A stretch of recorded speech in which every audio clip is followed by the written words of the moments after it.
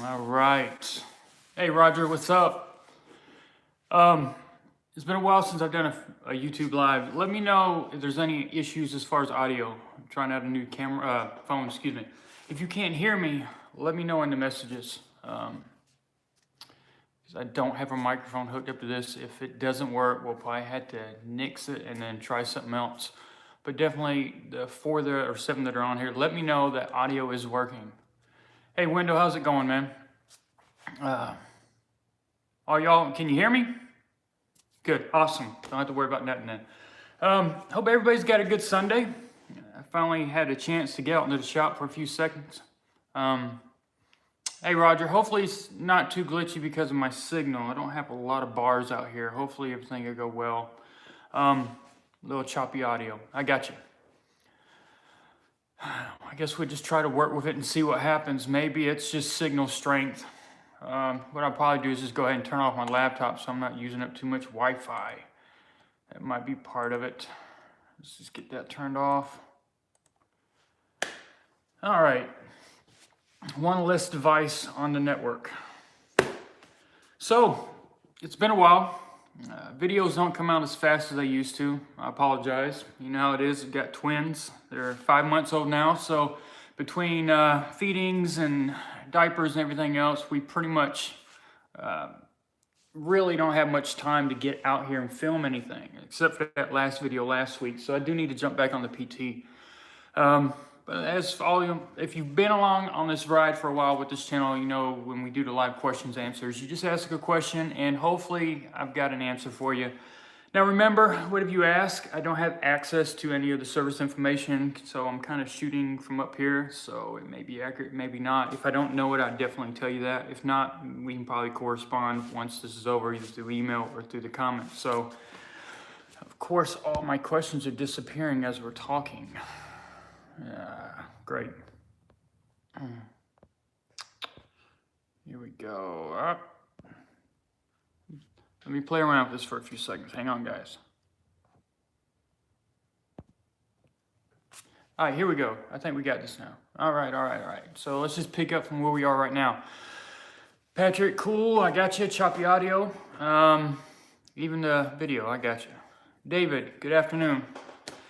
How many of y'all gonna be watching the game tonight? Me, personally, not. I'm not a big football fan. But nonetheless, I know a lot of people will. So I know I better do this now instead of later because there won't be anybody on here for live chat. This is kind of sucking because I'm losing all your messages.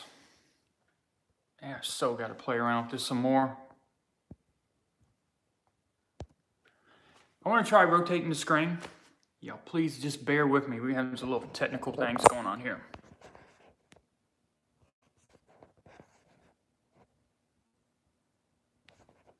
Why would you like that?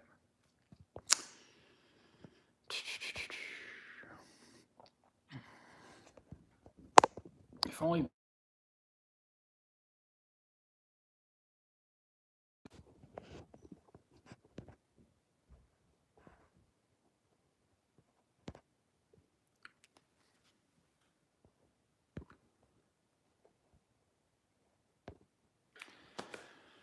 This is so glitchy on my end as well.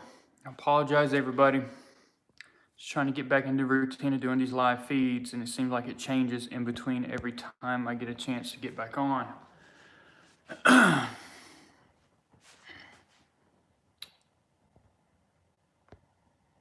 Now what's happening is, as you're commenting, I'm losing all my chats. They'll be on the screen for a couple seconds and they'll go off, so maybe I can jump back.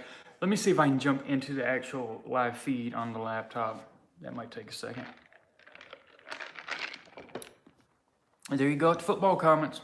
Of course, I got a Brewers hat on, right? Not even a big baseball fan. I just love Milwaukee and everything Milwaukee, and of course, Brewers is the home for, Milwaukee is the home for the Brewers, so it's actually the only professional game I've probably gone to as far as baseball. I'm asking y'all to ask questions and I can't even get everything to work here. I apologize. This might work best.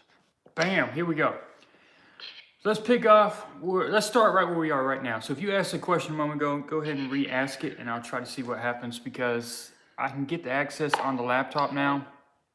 So we'll stick with that. I'll try to ask questions or answer questions.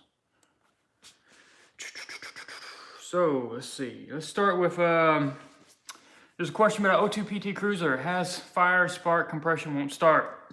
Well, if you remember with the series on the PT Cruiser we've got here, we had an issue with the camshaft. So there's a possibility you could have a problem with things being out of time. One thing you didn't say is whether or not you've got fuel. You said fire, spark, compression won't start. I would definitely start checking for fuel pressure. Also making sure that the timing's correct. So you might want to, checking for codes could tell you if you've got some timing issues. Of course, that's only with the crankshaft and the intake cam. If you have a problem with the exhaust cam like we had on this PT, it's not going to show it. Definitely check your fuel pressure and then go back in if you need to, take the timing cover off and check all the marks. All right, let's see. If I miss a question, I apologize because these are coming pretty fast here.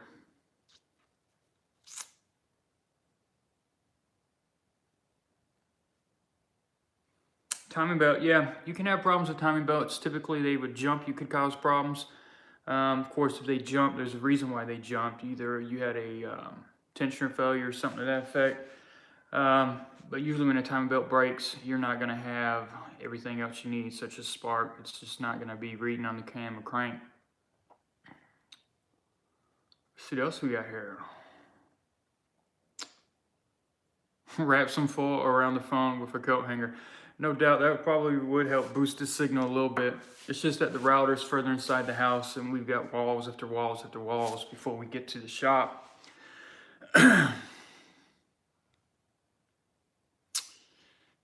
Got a 2013 Jeep Wrangler, hot air on the right side, cool on the left. What's up with that? There's a possibility you could have a problem with the heater core or a blend air door.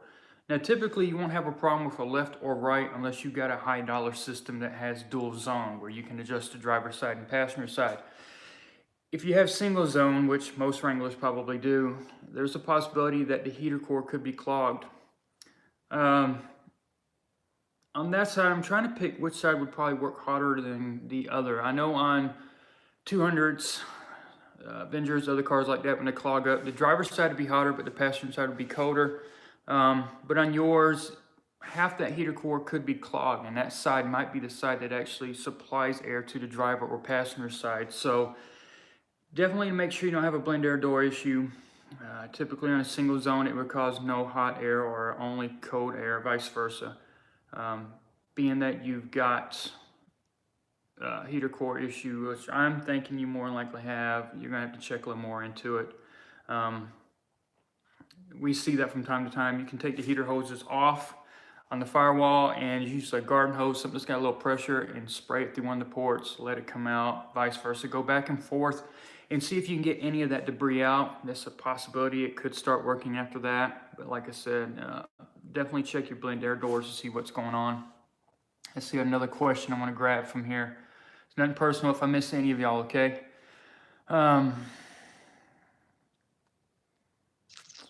If you were trying to get an engine for a Chevy Equinox, what is the best place to get one from? Junkyard or anywhere in particular? I don't really source out too many used parts, so I really couldn't tell you. A place where you can still get a warranty on a used one is like LKQ. They will ship them to you. They will give you, if you pay for it now, they will give you a warranty. So that's an option there. If you go to a pull-apart or something, it's kind of all on you. You're going to take it out, you're going to install it, and you're going to hope for the best. But when you go to somewhere like pull-aparts, remember these vehicles are there mainly for one of a couple of reasons. Obviously, it's either a transmission problem, possibly an engine problem, or some other electrical nightmare that they weren't able to diagnose. So you're kind of, you're playing around, you're gambling. So I would kind of opt for somewhere that's got a warranty. And like I say, LKQ is one of the bigger names. And I'm sure there's a lot more out there. If you're wanting something, you just got to search online, because it's like I said, nothing I really dive into too much as far as getting anything like a used engine. Otherwise, if I'm getting a reman head, I might look online, eBay or wherever. I have no particular place that I'm fond of or, you know, think more high of. Let's see, South Australia, awesome. we are reaching around all over the world. I get a lot of people from Australia. Flush it, exactly, back to that Wrangler comment, I'm pretty sure. I would definitely try flushing it and see what happens. They make tools. OTC's got something you can hook up to a garden hose, and it's got different fittings on the end, but nonetheless, you can get a garden hose up in there with a nozzle. Just watch where it's gonna spray back out so it doesn't get over everything, but just take your time. If you got some clear hose in a container, you could see what possibly comes out. What do you think is the best two-post lift? That's a hard one. We've got, I believe, rotary at the shop, and as generations of lifts come out, they're all a little bit different. You've got some that got the screw pads that come up, you've got some that got the arms, and each one has its pros and cons. I mean, you get names like Challenger, and I'm trying to think of some of the other lift manufacturers. They're all great at what they do. I personally love ones that get different types of adapters, because dealing with vehicles like, let's say, Cherokees. Cherokees are a real pain in the rear to lift up. Their lifting points, or their, jacking points are kind of difficult to get your arms in a certain position. Because different racks are set up different ways. They have different articulating arms. Some just swing out. Some of them just swing out and swing in. So it really depends. Now, if I was buying my own, probably go for rotary. But then again, I'd have to pay attention to the type of adapters that are on it, because the ones that stand up, the legs that stand up, they work good on trucks, but the pad style, the flat squares that you can unthread, they're kind of, like I said, each one has its pros and cons. It'd be great if you could swap out each one, but I haven't seen a manufacturer that sells them that way, but I could be wrong. So really, I have no one brand I'd probably go with. I would definitely invest in something that is a name brand, nothing cheap, because you remember, this is your life getting up under that thing. Don't go for cheap, go for a big name, and get something that's definitely rated for what you're going to be working on. 10,000 is probably great for everything. That'd be just about any 3,500 truck on down the line to any kind of passenger car. It just really depends. Let's grab another question here. Yeah, Wi-Fi booster. I've been reading up on those. What's up, man? Hopefully that everything in Atlanta is not driving you crazy. That's the Flat Rate Master right there. Make sure y'all check out his channel. He is based in Atlanta, and of course we all know what's going on today and what's been going on all week. I've been checking into those boosters, researched it a little bit, because if I go up into the office, which is above the shop, I don't hardly get no signal.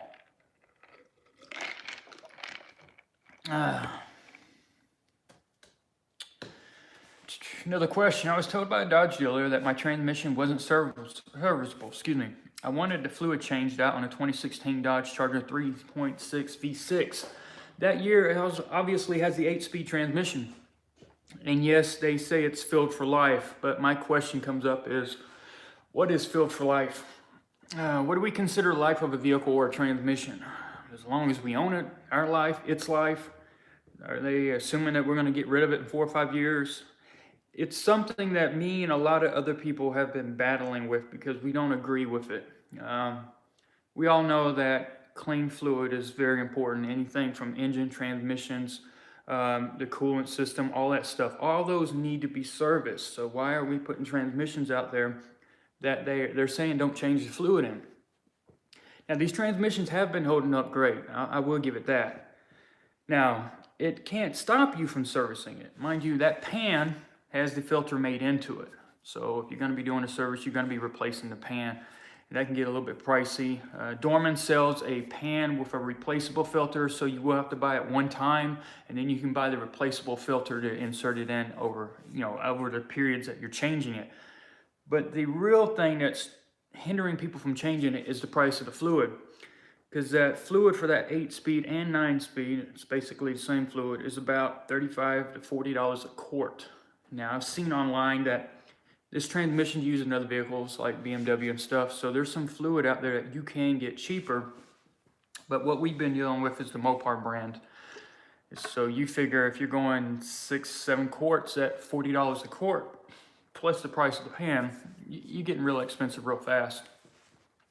Personally, on something like that, 60,000 to 100,000 is probably the best interval to start changing that stuff.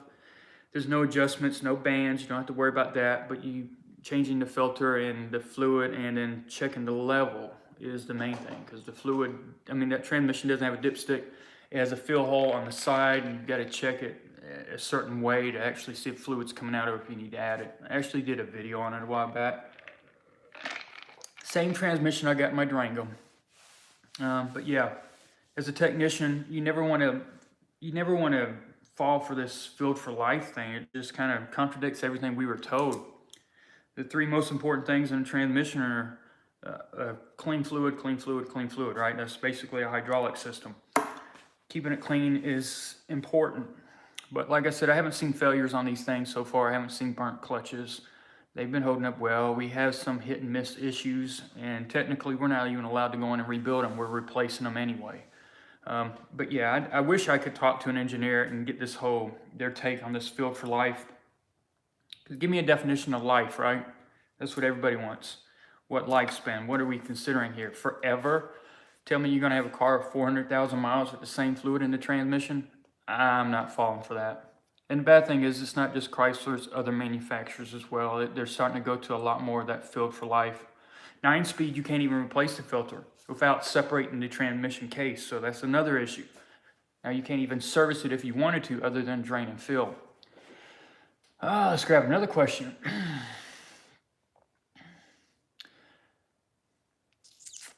I see some of y'all conversating with each other. Awesome. Thank y'all. 07 Dodge Charger 3.5 idler pulley went out on me while driving. Timing belt didn't snap, but it was out of time when I opened her up.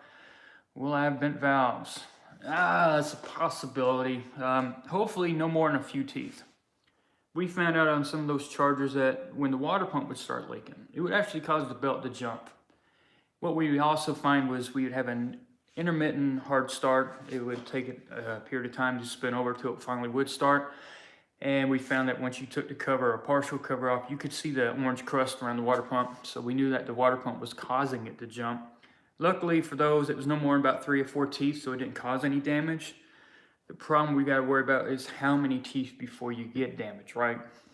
The best way to do that is line everything back up. And I guess, to be honest with you, just put it back where it needs to be, crank it up and see what happens. You won't have no labor. I mean, you'll have labor involved, but no parts at that point. And if it runs like crap and you've got issues, we obviously know we got bent valves. Otherwise, the only other way to check that is line it up and do a cylinder leak down test. And that will let us know that the valves are closed when they're supposed to.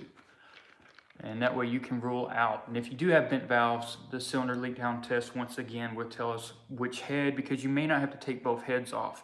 You'll go through each cylinder, find out which one has issues. You might narrow it down to a certain head, certain cylinder, or certain valves, intake or exhaust. Let's just cross our fingers that everything's going to be all right with you. Hopefully it didn't jump too much.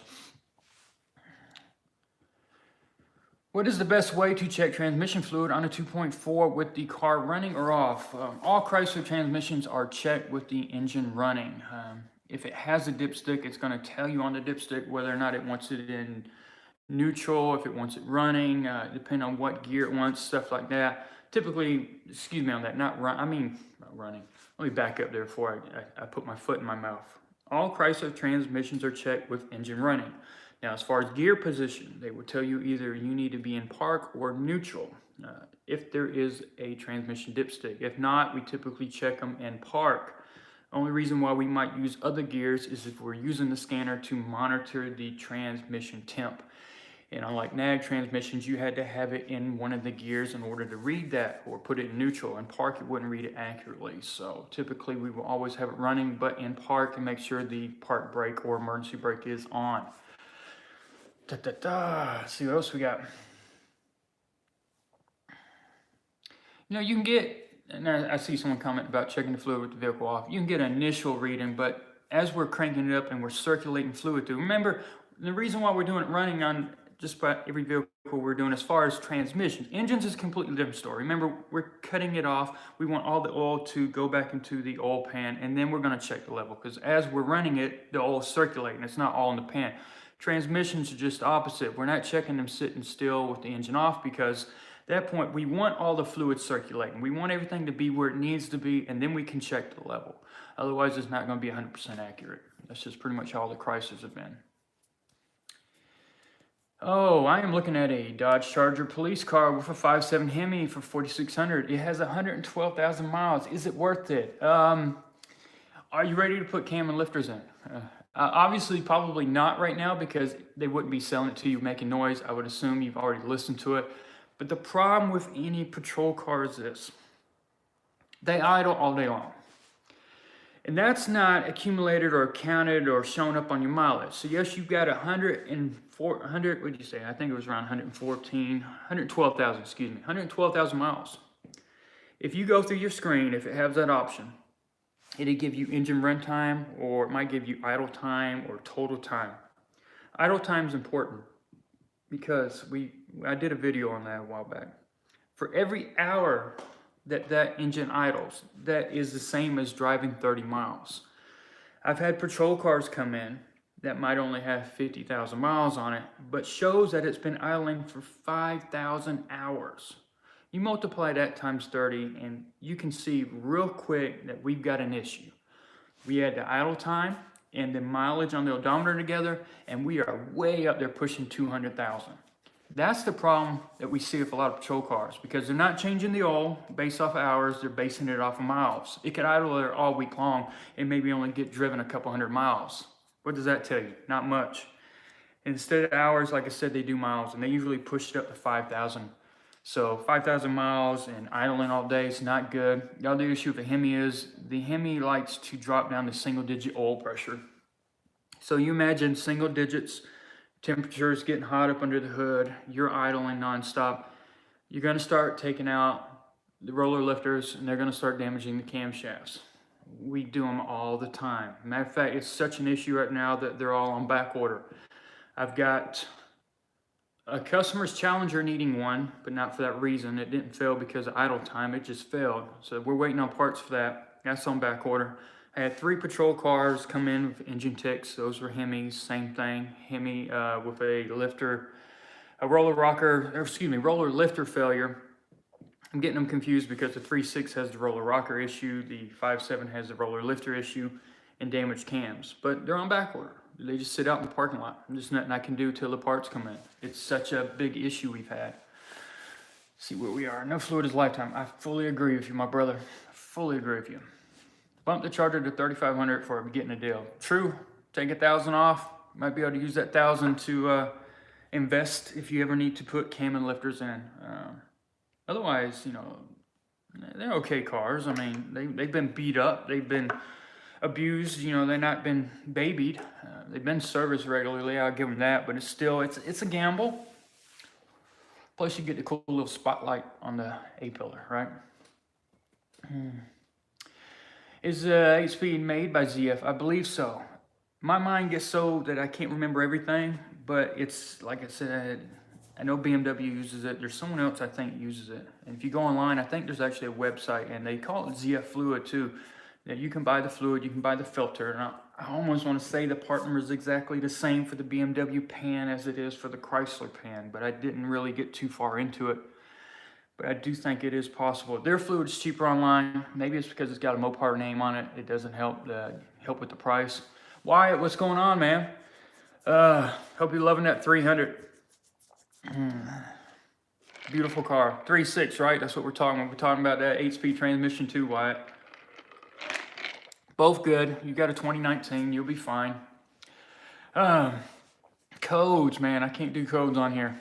I don't remember hardly any codes except for the oil pump on the 3.6. I'm sorry, or misfire codes. But definitely, if you want to, Never Satisfied is the name. Leave a comment. I don't think you can leave a comment right now. Once the video's over, you can leave a comment. You can also email me at david@motorcitymechanic.com. Let's see what else we got. 2014 Charger. What are the common front suspension problems? The only thing I really see on Chargers are, once again, patrol cars. You'll have a little sensation when you're going to stop. You'll hit the brake and you'll feel a little bit of movement still. And if you look outside the window when it's happening, you'll actually see the tire move slightly. And the lower control arms are they're basically 2 pieces. They've got a centerpiece that goes out that has the ball joint. And then they got another arm that comes from the subframe to that. And that kind of creates that little triangle shape for a control arm, right? But they're 2 separate pieces. That front lateral arm, we'll see the bushings go out. And that actually give movement when you stop to hit the brakes slightly. You might feel some sudden movement or whatever, and that's typically it. Otherwise, suspension-wise, we don't see a lot of issues with those. We don't see really the tie rod end failures that we used to a long time ago.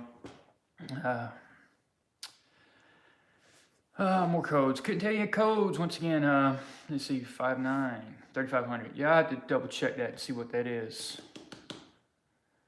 California. All right, I love California. Love San Francisco as far as going out there and seeing it. It's such a beautiful place. Man, it's so beautiful. What else we got? 2014 Ram 2500 diesel. 300,000 miles. Sometimes it sounds like a fuel injector making extra noise, clapping. Any additive you recommend? There's really no additive I recommend on a diesel. It's just me. I've kind of always felt weird about additives. I think of them as like snake oil. My thought process is this. You've got a fuel tank that might have 40, 50 gallons in it, depending on the size of the car. It could be a lot less. And you're diluting a bottle of probably 8 ounces of something into it. And they're going to make me think that it's so concentrated that it's actually going to do something. I could be wrong. I need to see proof. I'm just using common sense here, and common sense isn't always, what you want to say, very technical, and I could be completely wrong with what I'm saying. But with diesels, I just run clean fuel and change my fuel filters. Now, mind you, with the high mileage on that diesel, there is an interval where you're supposed to adjust the valves. That's about the only vehicle we still make that you adjust the valves on is a Cummins. So I would probably, if you're getting a little abnormal noise from that area, mind you, the injectors are inside the valve cover, inside the head. You do have to remove the crankcase filter upper valve cover to get to it. I would go ahead and possibly schedule or see about getting the valves adjusted. That'd be the one thing for sure. 2014 Chrysler 300 transmission oil leak from the bottom. Looks like coming from between the engine and trans. What should I do? Let's see. I'm not sure what transmission you have. I'm just assuming it's the 8-speed. It's not common to see leaks from there. Usually if you've got a transmission fluid leak, which on anything that's got ATF4, obviously, hopefully the fluid's still a little bit of reddish color. That's not burnt by now. But, and not mistaken for oil, that you know it's transmission and it's coming from between the engine and trans. You've got an issue with the front pump seal. Usually if I go in and I replace front pump seal, I'm replacing the torque converter too, because the torque converter rides on that seal. So you could have one of the two, you could cause one of the two causing the leak. Nonetheless, replace both while you're in there. But if it's got an 8-speed, that's not a common leak location. Nags, you can get leaks there. The nag was a more common transmission we've got. It's only got 6 bolts holding the pan up. It's real easy to distinguish what it is. Obviously, if the 8-speed, you've got a plastic pan. Well, let's see. New Level Auto, hell yeah. We got everybody in the house today. Hopefully, everybody's doing well. It's not beer, it's Kool-Aid. Doctor's orders, right? What's up, Keith? It's been a while, man. It's been a while. I don't get on here as much as I'd like to. Man, I'd love to be on here more often. I need to. Live feeds are the easiest, right? No editing of videos, no filming, no worrying about light sets I've got set up. I need to do more live questions and answers. Of course, I don't have all the answers all the time, but it sounds good, right? Wyatt, I figured you'd be flying a bunch of these big wigs around for the Super Bowl.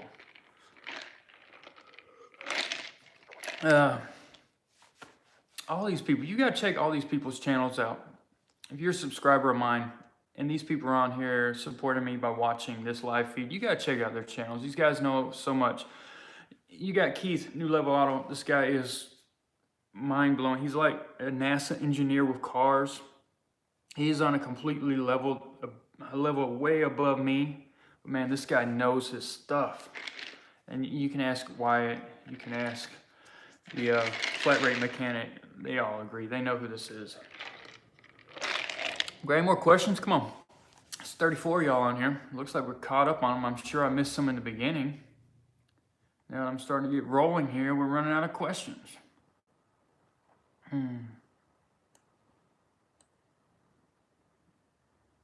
right, Keith, you're on here. Let's ask you a question. Same question was asked earlier. What is your take on lifetime fluids?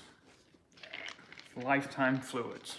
That's just something I've argued with myself nonstop for the last couple of years, trying to get my head wrapped around it about how to approach it. What do you tell people about lifetime service intervals as far as transmission? Never to touch it.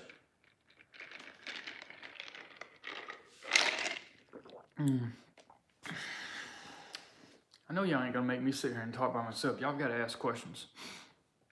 I guess in the meantime, let's tell you what's going on at the shop. New service manager started about 5 months ago. This guy seems to know his stuff. Changes are happening. We're hiring people that got good training. What else? I mean, that's typical dealership life, right? Numbers don't look good. They find another person to take their place. Sometimes it's good, sometimes it's bad. Sometimes they're not looking at the numbers accurately. I know the last few months have been a bit slow for us. I don't know, I think it's new car sales. I mean, you look at the price of a car, right? Trucks that cost 80 grand, cars that cost 50 grand.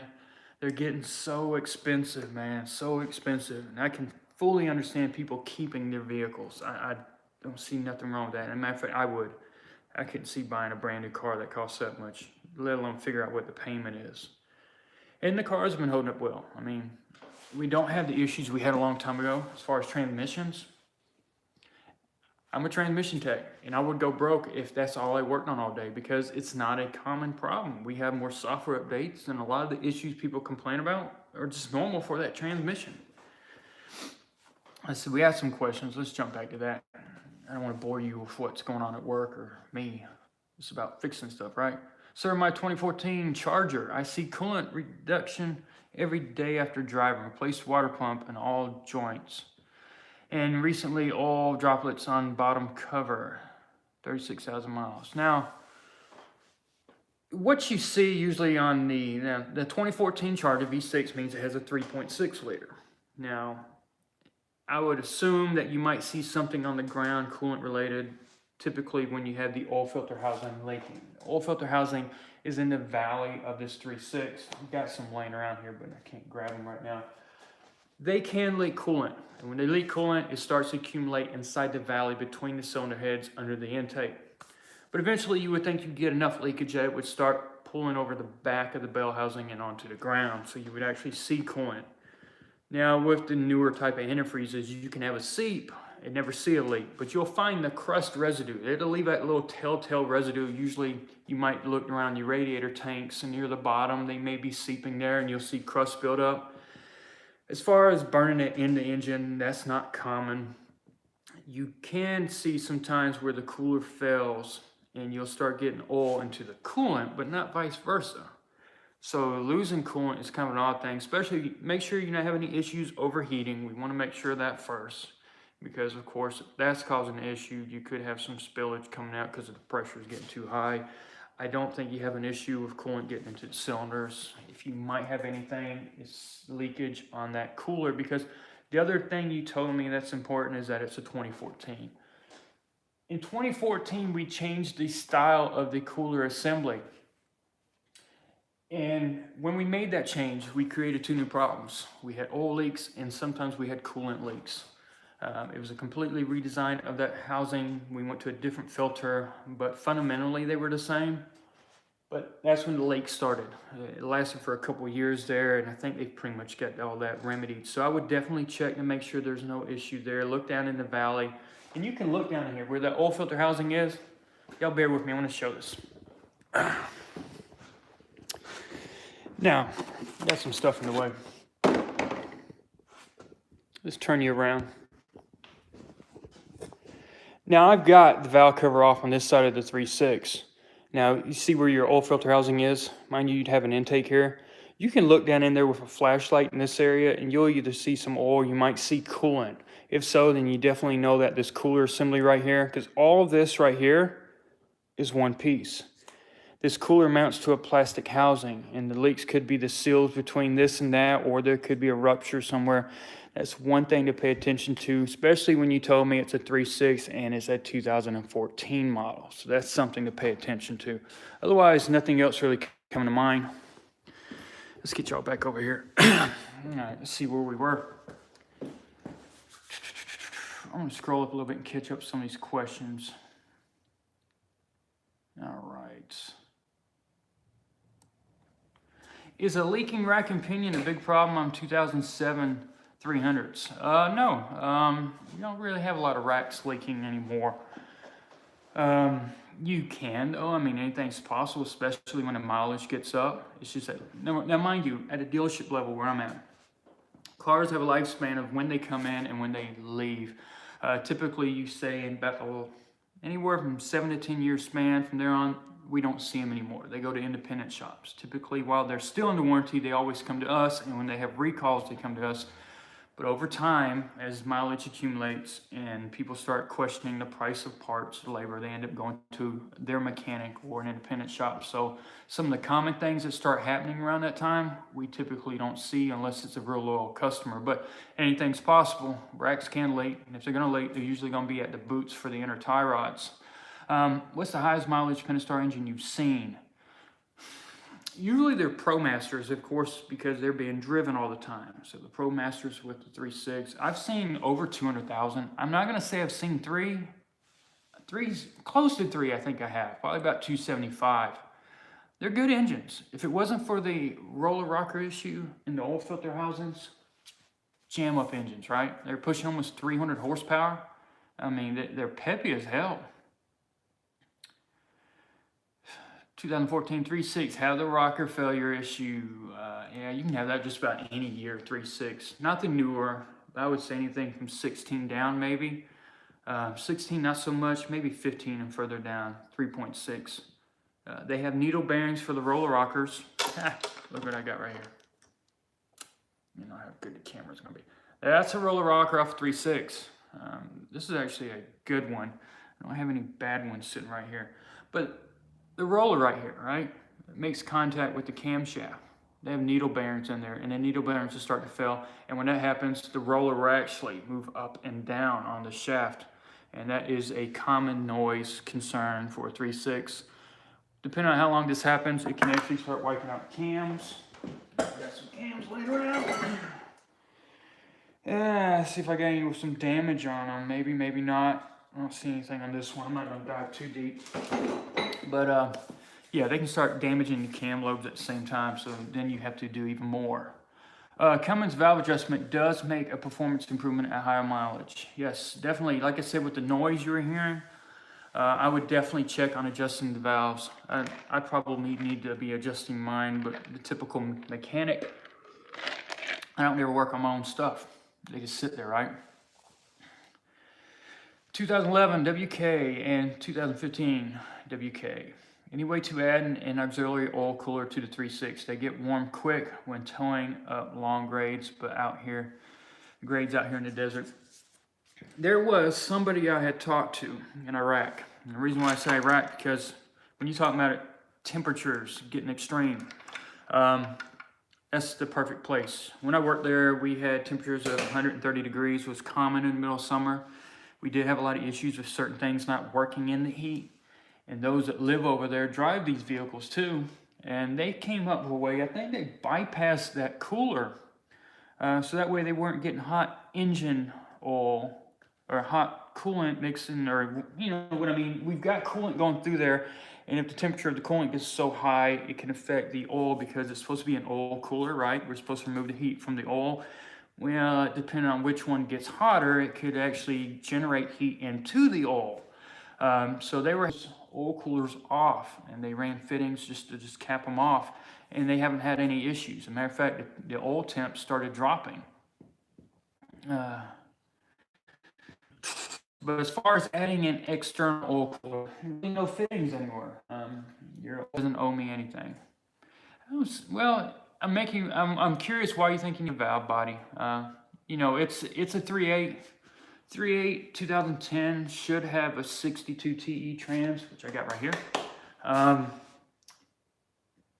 More than likely, depending on which code you're getting, if it's anything solenoid related, more than likely it's going to be solenoid pack.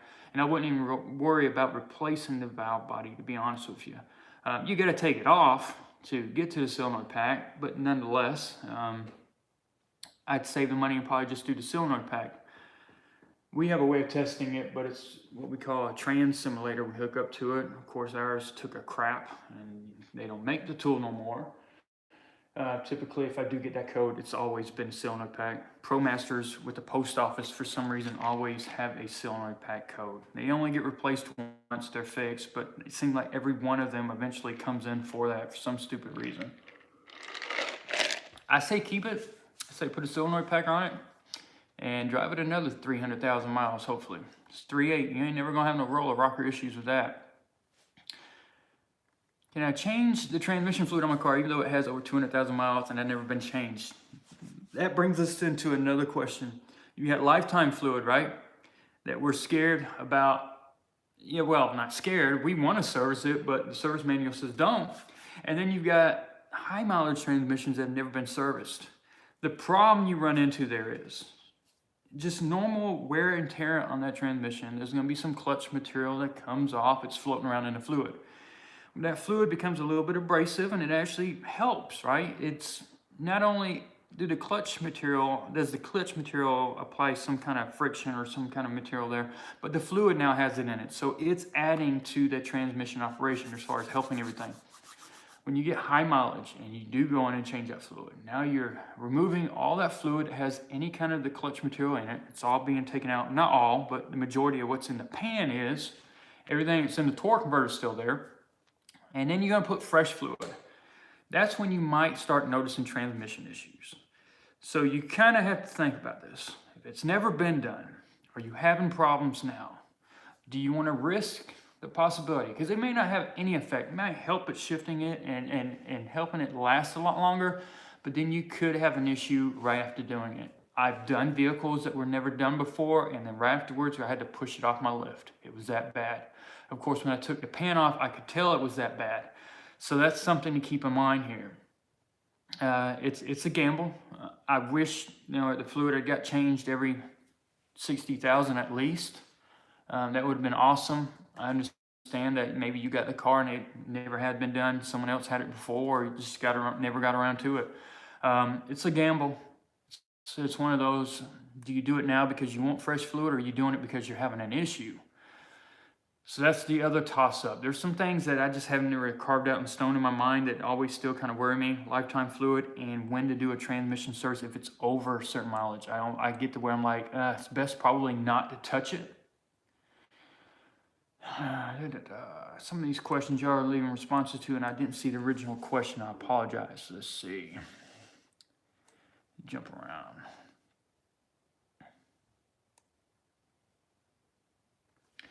Does Chrysler use a specific OBD2 specification? I'm having trouble with my tool scanning my PT. It works with other makes and models. As far as the specifics of what they use and don't, I really don't know. My problem with answering that is I just have the equipment there at the shop. I plug it in, it works. Now Keith's on here. Now he knows for sure because that's what he does. He goes from place to place fixing those hard issues that no one has. He has every scan tool there is and every software and every kind of thing to plug into every car. He could tell you if there's a difference. I don't see why you're having issues. Now, here's the deal. Are you having issues with accessing anything? Because you could have a connection issue at the OBD port. You could have a couple of the male terminals, or female terminals, excuse me, they're actually not making good connection with the thing that you're plugging into. I do see that from time to time. If our pods we plug in, they light up. If they don't light up, I start wiggling it, start moving things, and I can see if it comes up. If it works on every other car, then more than likely you've got a problem with your PT. Either one of the ports on there is not supplying the 12 volts that's needed for it, or you've got one of the communication ports on that data link connector that's not making a good connection. PT is not any special to anything else really. Any other car that a Chrysler has works, it should work on this. It's pretty generic. That's just my thoughts on that one. Can I change the transmission? Well, I said we've already done that one. That's right, that's right. In a 2010 Chrysler Town & Country minivan, how much space is in between the fuel tank and the floor? Not much. There may be some structural support, but for the most part, it's pretty much there. So if you're thinking about drilling through, be careful. Most of these tanks go straight up to the floor, and then they got the straps going around to actually hold them there. Unless there's some kind of structural beam there that it's making connection with, it's not going to be completely flush with the floor, because mind you, we still got some lines, connectors going to the fuel pump. It's going to be close, but I would say be very careful. If you're going to do any kind of drilling or anything around a fuel tank, especially with the floor, which is what I'm assuming you're talking about, drop your fuel tank, then drill whatever you need. How many years have you been working at the dealership as a technician? 20 years. I started in 98. I say 20 because I know it's 21 now, but I took a year off to work in Iraq as a civilian contractor for KBR. Did that for a year. Really wasn't expecting to come back to the dealership, but of course, money is the thing that makes us do what we do. Of course, I went there. I came back. So definitely, I missed 1 year, but it's 20 years I've been there. Seemed like yesterday. Seems just like yesterday. I guess as you get older, weeks become minutes. I mean, literally every other day it's Sunday. It goes by that fast. That's why when videos, I'm missing a week. Next thing I know, I'm missing 2 weeks of getting a video out. It's that fast. Oz Mechanics. What's going on in Texas, man? Another person you need to check out. Oz Mechanics. I sent a detailed email about this. Please, I would love what you think might be a problem. The car sounds and runs great, but the problem is killing me. Makes me not want to even drive my car. Manual, I guess I didn't leave. I have to read through these comments later, guys. I probably missed part of this. If I do, I apologize. We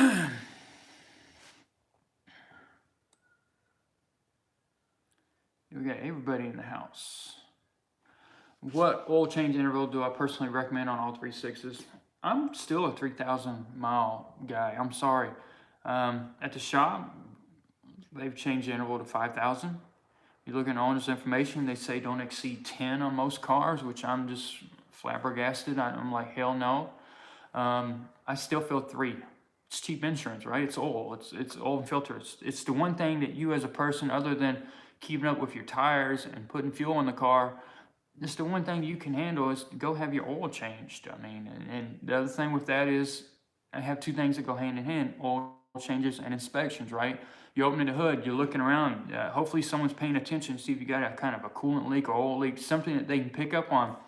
You start going these 5,000 mile oil changes where you're changing it maybe once or twice a year at the most. There's things that can get missed. So it's important to stay up on maintenance, and the easiest maintenance is oil changes.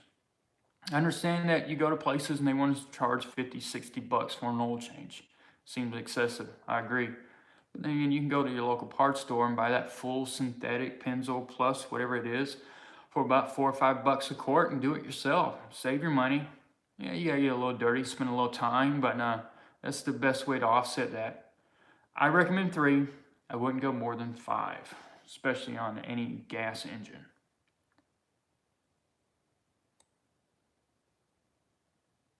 How many failures have I seen with the new 3.6 variable valve lift system? I've only had one, and it wasn't even it wasn't an engine failure, well, it was mechanical sort of. Actually, one of the solenoids. Started out thinking it was electrical, being the connector, but we did have one with 200 miles. Had a problem with one of the solenoids that controls the variable valve lift. Once you got the intake off, looking at the scanner readings, if you wiggled the connector, it would start acting up. So it made me think it might have been the electrical portion of the connector, maybe a pin fitment, something like that. We ordered the solenoid anyway, because typically when I'm doing something like that, if I can wiggle a component and it starts acting up at the connector, I know it's one of the two. And the last thing I want to do is dive back into it. Especially on this one, you got to take the intake back off, and it's a little more time consuming because it's got an EGR cooler. But yeah, that one, we did put a solenoid on. And that's the only one I've really had issues with. VVL has been doing great. We've had VVT, for those that don't know what that is. Variable valve timing is where the cam sprocket turns independently of the camshaft.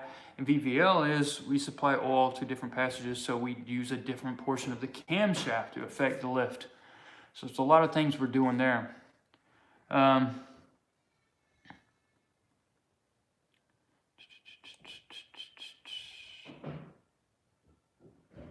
see what we got here. Probably gonna have to call it quits in just a few minutes, guys. I can hear the babies crying upstairs. Let me answer a couple more questions and then we'll wind this down, and I'll try to get back to doing this more often. I appreciate all y'all have jumped in. I know a lot of you've asked questions, I hadn't got to them. A lot of questions here. I appreciate it. Thanks for actually participating. Let me jump in here a couple more. We're pushing 51 minutes now. I'll wrap this up so that I can get inside, help my wife with the babies. Engine ticking noise coming. It's getting louder every day.